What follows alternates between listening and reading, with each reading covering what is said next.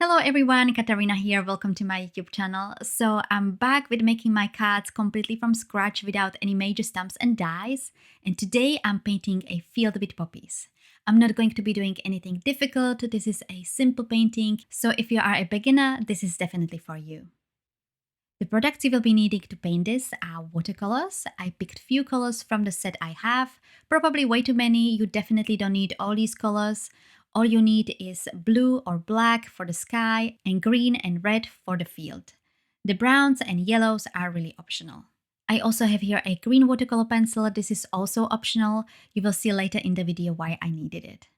Then I have a few brushes. I usually experiment which brush feels the best for the particular project. Sadly, I don't have a favorite brush yet. That's why I just try a few brushes and pick the one that feels the best. And of course, since I'm watercoloring, I have a watercolor cardstock cold press 300 GSM, which is 140 pounds. Two things that you don't see here, I have 2 jars with water and a paper towel on the side. I would also recommend using a masking tape. I'm doing here the wet on wet technique, which needs more water, which makes the cardstock to warp. Securing the cardstock with a painter's tape will help to decrease the warping. And I started with the sky. I'm using a combination of black and blue to make the sky very light grayish blue. And when I reached half of the panel, I started fading it into white. I was careful how much color I add because I didn't want the sky to be too dark. And you can always come back and add second layer if you want. While in the video it looks like I added hardly any color to the sky, in real life it looks slightly darker. Next, I brought in the paints I wanted to use for the field. I have here light and dark green, and I also added orange brown and dark yellow. But if you don't have those colors, you can skip them. I re-wet the bottom half of the paper. I picked the color with my brush. This is a size 7 round brush, but you might find that other size works for you better. All you need is a brush with a pointed tip. I did vertical strokes from bottom to top to paint the grass, starting with the bright green, then the dark green, and I also did few strokes with the brown and yellow paints. And since the paper is wet, once it's dry, it will make this blurry effect and it will look like the grass is further away. Also, I'm sorry that my head is coming into the view. My camera is slightly higher and I never notice when I put my head too far. No idea how people who have camera attached to the ceiling do this. Anyways, this card is actually based on 2 painting tutorials of poppy fields I found here on YouTube. In both videos, they use the same photo. One is on the channel Marina Art and the other is on the Karen Rice Watercolor channel. Thank you for teaching us how to watercolor. I really appreciate it. I will include the links to the videos in the description below this video. There are other tutorials, but here what I really liked was the gray sky, which is really weird because I hate gray skies. I really prefer the long winter nights over gray skies. But here I really liked it. I didn't follow the tutorial step by step, I just watched it once and then I tried to recreate it, but both tutorials are very helpful. After I was happy with the look of the grass, I let it dry. Well, I use my heat tool to speed up the drying process, but if you don't have such a tool, just let it air dry, maybe paint another panel. I do this quite often. Next, I started painting the flowers and grass that is going to be in focus. I used another dark green and red for the poppies, and yellow and brown for, well, unidentified foliage. I started with the stems, but I actually don't have a good brush for the stems. I only have this tiny detail brush with short bristles. In one of the tutorials that I was talking about, she was using a detail brush with long bristles, and in the other tutorials, she was using some kind of a tool, not sure what it was, but I don't have either. Therefore, I had to improvise and I decided to use a watercolor pencil. You can also use a normal colored pencil and sharpen it into a pointy tip. The idea is to make thin strokes in a quick motion so they are more random. I did manage to do it on few practice pieces with the short bristle brush, but mostly the stems were too thick. My problem is that my hand shakes every time I try to do some kind of a line, and I'm quite heavy-handed.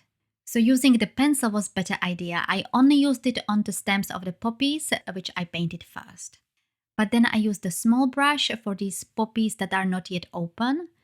And lastly, I used yellow. Originally, I wanted to paint a cattail, then it changed to grains. And in the end, somehow I blended them together. Don't ask me why. It did look slightly weird when I was painting it, but in my head it just didn't click. However, I'm happy with the look. That's why you don't really need to use the yellow for the stems. If you want to paint cattail, you just paint it green and then use the brown on the top.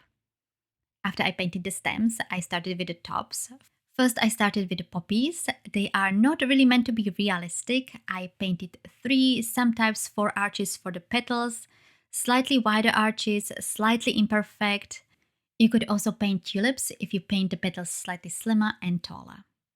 And also, while the petals were wet, I added a dot of a brown paint to make the flowers more, I don't know what the word is, but I really like it. If you have a word for it, let me know in the comments.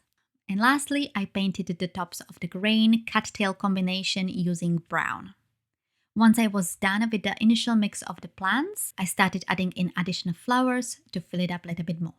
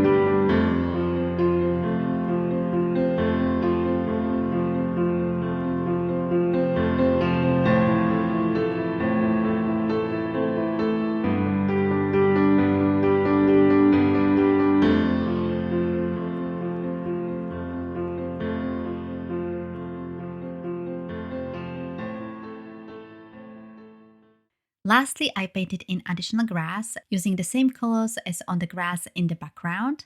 The initial reason for it was to cover up the stems. I'm not sure if they did this in the tutorial, but I wanted to cover up the stems so it looks more natural. If you can paint the stems quickly and randomly, you probably don't need to do this, but I really like the look.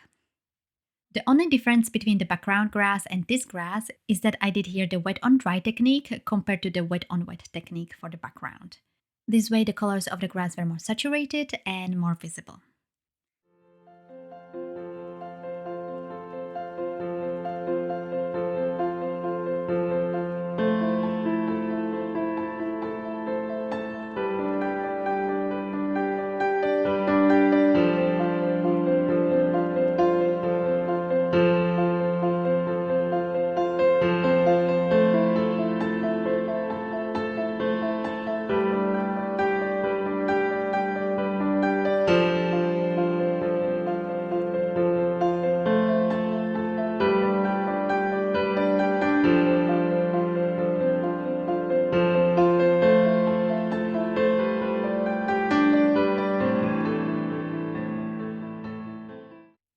The completely last thing, but optional, I just cannot resist, I added some splatter to the bottom part of the panel.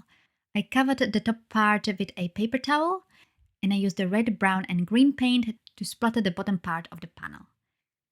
After the splatter was dry, I worked on putting the card together. Since I'm making a card, I like to add a sentiment, but this is completely optional. And because I'm a card maker, I have quite a few stamp sets. And I picked the sentiment "Congratulations" from this stamp set by Avery L. And I stamped it on the top of the panel using a black ink. By the way, if you would like to know which products I'm using in my videos, you can always find a product list on my website. The link to my website is in the description below this video. To adhere the panel, I used a double-sided tape and I attached it to my card base that I made using a craft cardstock. But you can buy card bases already pre-cut and pre-scored with envelopes. You don't have to make them yourself if you don't want to. So the card is finished. I really like it. I love using stamps, but painting my cards myself completely from scratch makes me so happy. And this was such a simple project. If you like this card, I would really appreciate if you gave this video a thumbs up and subscribe if you haven't done so already. If you would like to see more cards like this one that I painted completely from scratch, click on the playlist that is showing on your screens now. You will find the link to the playlist in the description as well. Thank you all so much for watching, and I will see you in my next video.